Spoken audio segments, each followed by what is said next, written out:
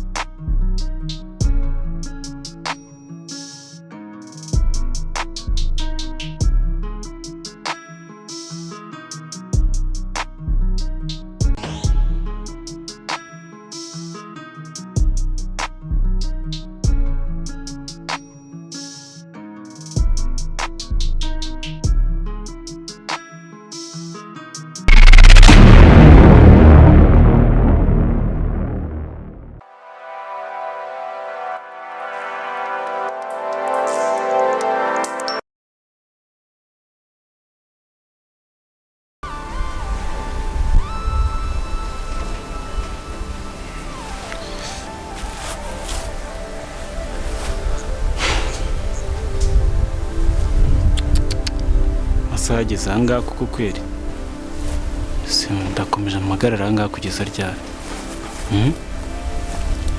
aba wesha nanjye nakisuzuguza sundi ubu ngubu ada byari byose uriya mukobwa ngomba kumufasha kuko ibibazo byose ninjye wabyiterereje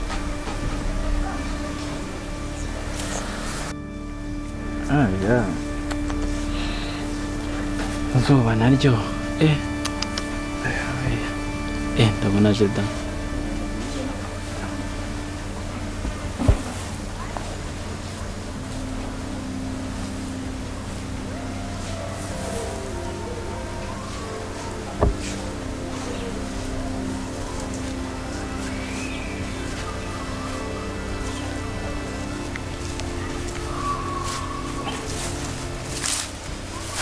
Wow, Alice ko wari watinze nambi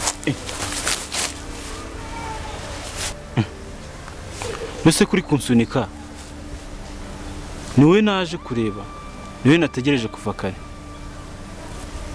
What happened to you?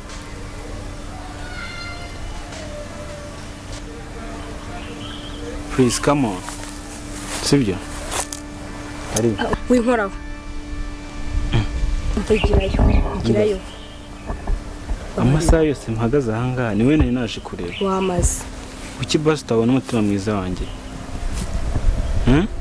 Umutima wawe mwiza sugeze Umva impamvu ngiye nagutumije ahangaha nagira ngo tuganire ku byabaye byose ngiye nemeye amakosa yanjye sibyo nta gutereranya bishoboka byose ariko ubu ngubu nisubiyeho ndabikwijeje Igihe cyose amaze utanyitaho se unyibutse ubu ngubu Igihe cyose nabereye ubu nibwo wibutse ko wantinda Igihe cyose narakubwiye ibintu byose urabyanga Umugore wawe yirwa ncunaguza muri ya rugo ibintu byose nakubwiye warabyanze warangiza ngo uciye bugufi uciye bugufi ute Ibyo ndabizi ariko niyo mpamvu nanjye naciye bugufi wanyumvishe basi Nawe uciye bugufi ndi maze amezi 6 Umva humura sibyo humura Winkoraho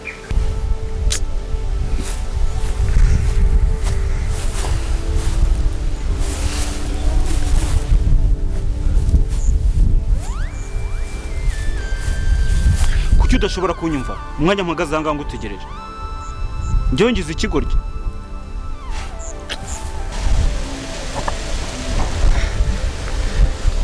Nancy wabibonye ibyo nakubwiraga urabibona ko basigaye batwibeta bakaza kuganirira hano kubwiye ugira ngo ni ubushashwa bwanjye noneho urabibonye Mana we none Mipangu urababona bajya bakwibeta bakaza guhura hano tutazi ndamwicawe oya uramwica se wowe tuzi ntuziki reba indigeze mu menyo wanjishiwe ngo tuzi reba hano basigaye baza guhurira teka hose nkubwire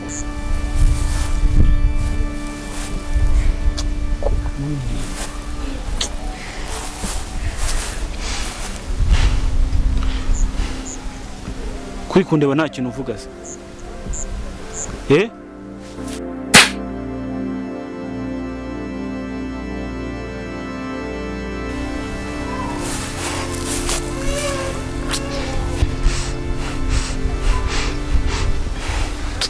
umva rero Mipangu, inda ni iyanjye n'umwana ntwite n'uwanjye. Wowe bisa naho wanyihakanye. sheri wowe wigiraga ngo ngira ubujajwa ntuwumve ibyo nkubwira. ngaho nawe mbabarira ndebere. Reba ukuntu ari kumwigiraho. Ubwo rero nzabyara kandi nzanamurera. Ibintu byose nzacamo.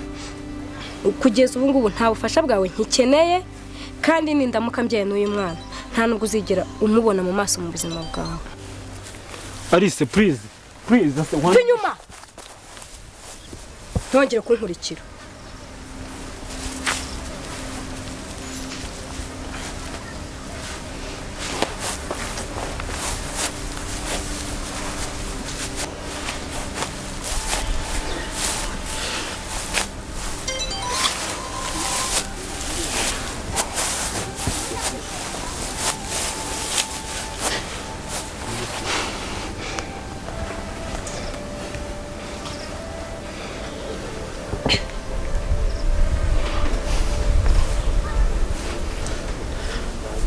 Yes, Kira.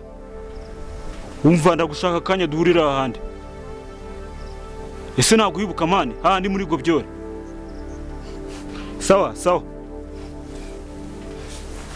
Akose wagiye utuza. Iki se iki? Reba amasige bazaguhurira. Ese sindi kubibona. Wagiye utuza. Aho ngigira batanakubona kanteza ibibazo uzi ikintu ugiye gukora. Fasha. Akose kandi ugiyemo. Iki se? Ntabwo ibintu byose ntabwo babikora gutyo. Ntabwo uretse nkwereke. Si ureba ko Mipangu agiye, kari agakobwa gasigaye konye. Wowe wihuba kugenda Mipangu hari. Ubwo se reba indayegetse ngo. Ubwo se tubonye akatubuza cyangwa akadukumamo nk'uko. Indabo nk'ubwo bose tegereza. Mipangu abanza aringe. Kari agakobwa tugakurikira nkwereke ibyo tugakorera. Ariko reba we indamumenye.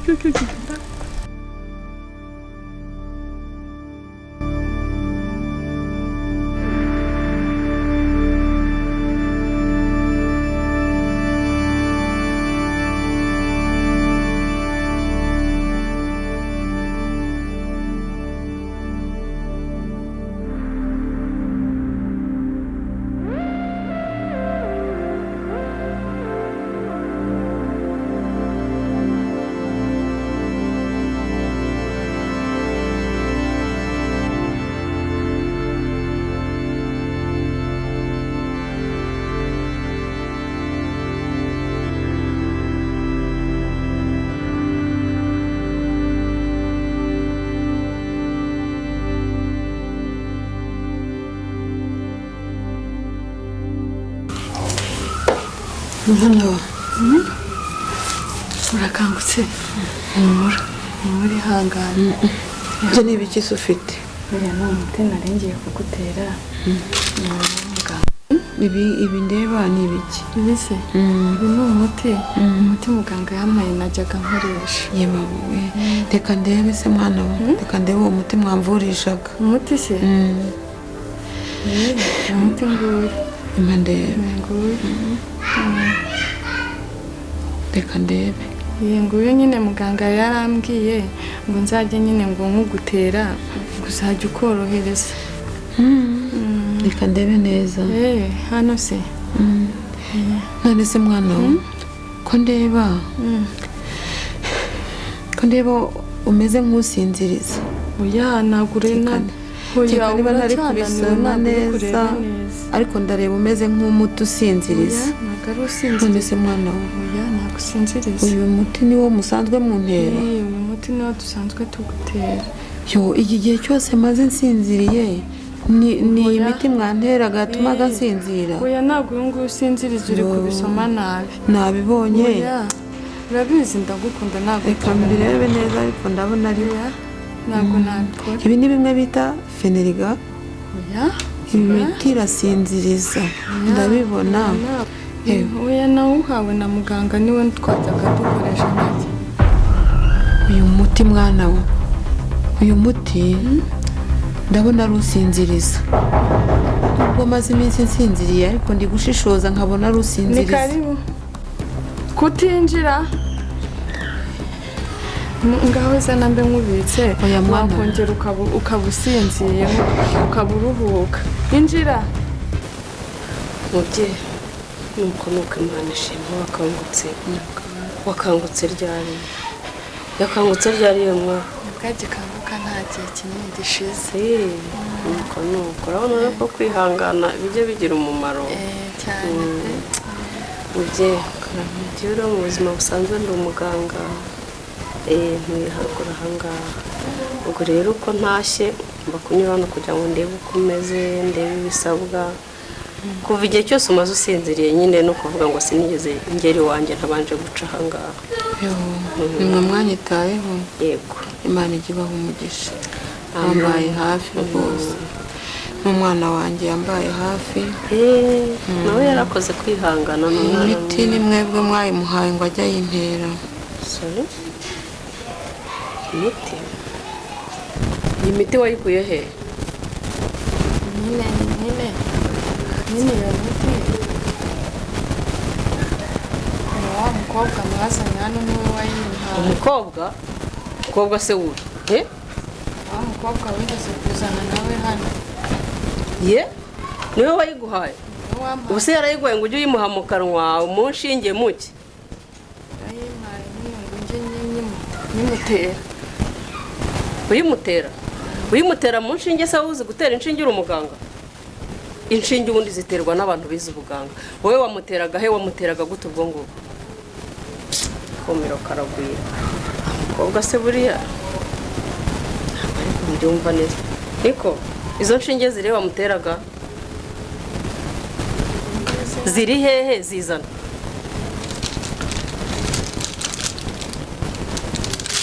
ni izihe zo gusa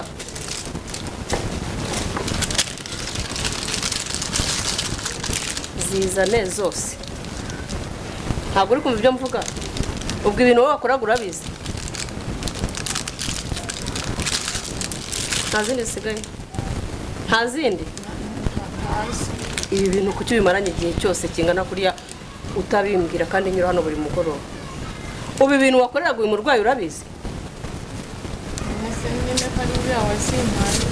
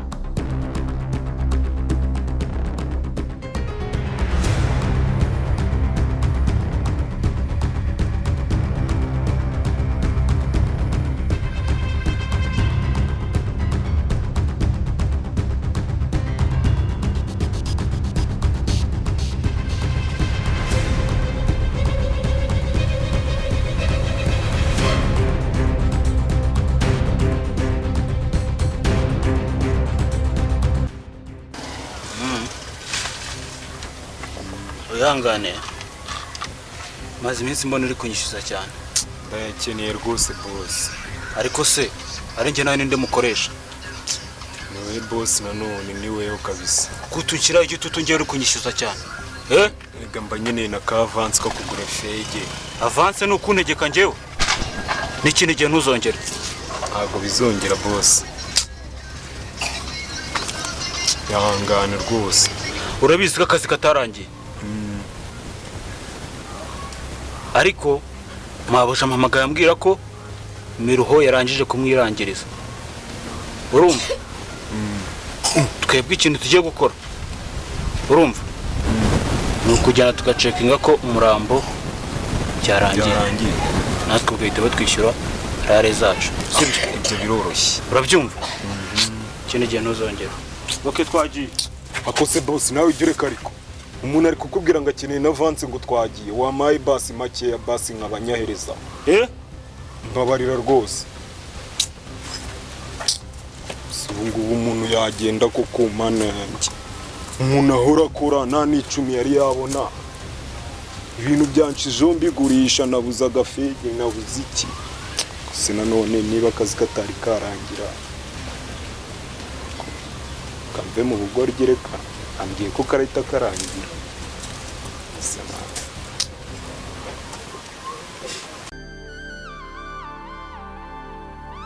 Mama rega ndi uwa mbere sunzi se. Igihe umaze hano ntawe umenya ko ufite icyo kugenza. Nta muntu umenya n'uyu muntu ariko umuntu wese kwijijisha ukuntu waje uri umuyobozi rega umuyobozi w'umujyanama ego gusa se n'umuriro.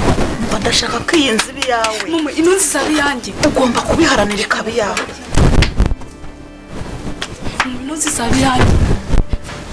Mama ariko nta muntu uhari. Izaba iyawe ariko nawe ufite imikino.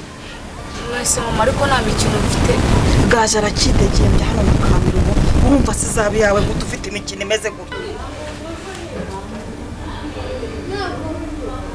Ako ngiye nta mikino mfite. Ejo ndi nafashe icyuma ngiye kukimutera turyamye ari nimugoroba habuze gato ngo nyimutere numva umuntu akomanza kuri serera mpita mbyihorera ariko ngiye nta mikino mfite. Kiye kumutera uhita ubireka. Nese ka Miruho karahari?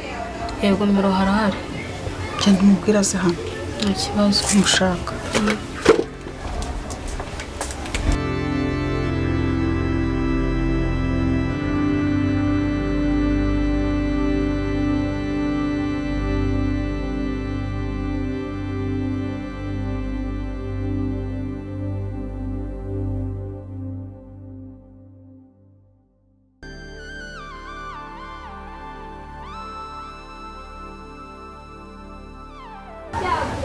Miruho, uraho? Uraho? Ko Miruho wagiye umvugisha koko?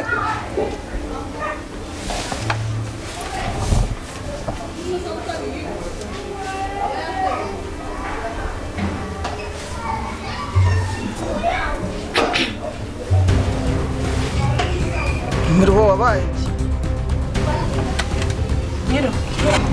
Miruho. Beze bite?